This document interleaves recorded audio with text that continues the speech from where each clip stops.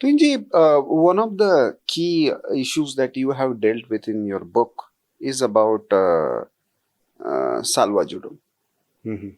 And Congress leader himself, Mahendra Karma, was brutally killed. Mhm. But it was a very innovative approach to deal with the Mhm. menace. So, but on the other hand, the human rights lobby has always Mhm. seen it as, weaponizing the society. So, where do you see this, because in a couple of chapters you have dealt with the Salvajudam issue I in think at that detail. point of time, Salwa Judum was the need of the hour. Hmm.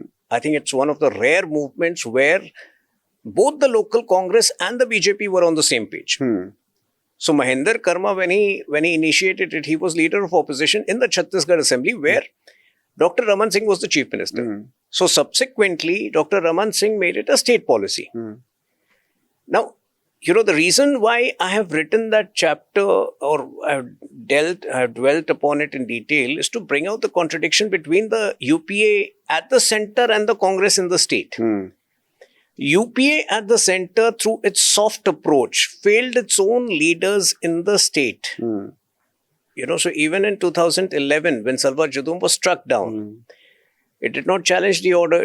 It did not come up with an alternative, Mechanism. plan.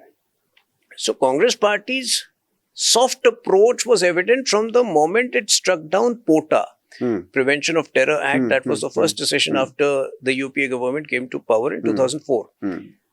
And consistently after that, the soft approach in dealing with extremist groups was very evident. So, for example, in 2000, when the judge who struck down Salwa Judum, Sudarshan Reddy ji, he was subsequently rewarded 14 years later when he was made vice presidential candidate. Menaka Guruswamy, who was the lawyer fighting, For for Naxalis. Nandini Sundar, she was rewarded by TMC 14 years later. So that is how, the opposition parties have facilitated urban Naxalism, because, to my understanding, anybody with a mindset which says that you need to go soft on Naxal terror, especially after the 2010 attacks which killed 1,000 people, has a urban Naxal mindset.